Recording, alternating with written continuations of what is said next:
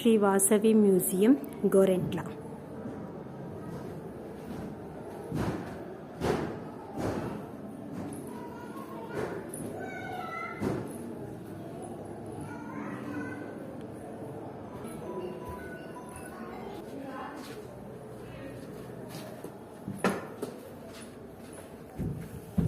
సూత మహర్షి వైశ్యమునులకు వైశ్యులకు వారి పూర్వ ఇతిహాసమును విశదీకరించుట.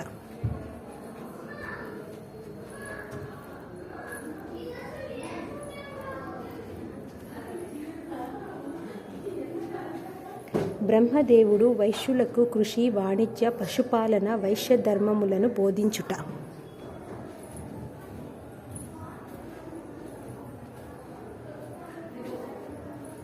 వైశ్యముని సమాధి తన 102 గోత్రముల వారికి ముక్తిని ప్రసాదించమని ఆది పరాశక్తిని ప్రార్థించుట.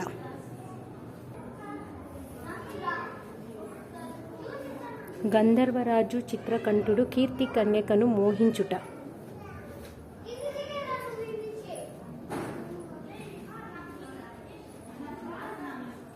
పుత్రకామేష్టి యజ్ఞము చేసిన కుసుమశ్రేష్ఠి కుసుమాంబ దంపతులకు యజ్ఞపురుషుడు పాయస పాత్రాన్ని అందించుట.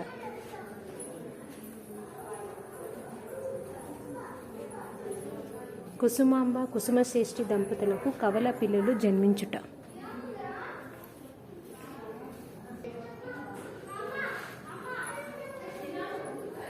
భాస్కరాచార్యులు బాలికకు వాసవి అని, బాలునికి విరూపాక్షుడు అని నామకరణము చేయుట.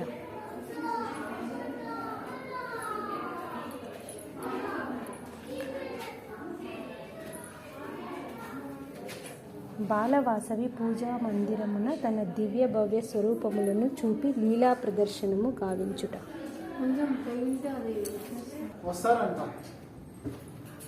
గురువైన భాస్కరాచార్యుల దగ్గర వాసవి విరూపాక్షుడు విద్యాభ్యాసమును, నాట్య కళాభ్యాసమును చేయుట.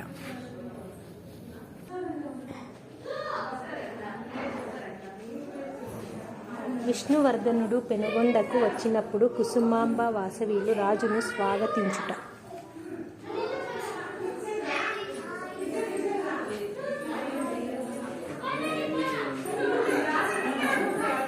మోహపరవశుడైన విష్ణువర్ధన మహారాజు వాసవిని తనకు ఇచ్చు వివాహము చేయమని మంత్రుల ద్వారా ఆదేశించుట.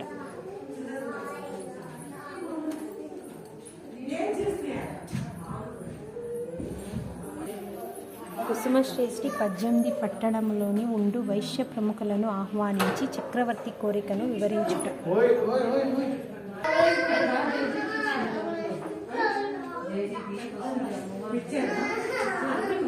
నగరేశ్వర స్వామి దేవాలయమునకు అగ్ని ప్రవేశమునకై వాసవి పల్లకిలో వచ్చుట.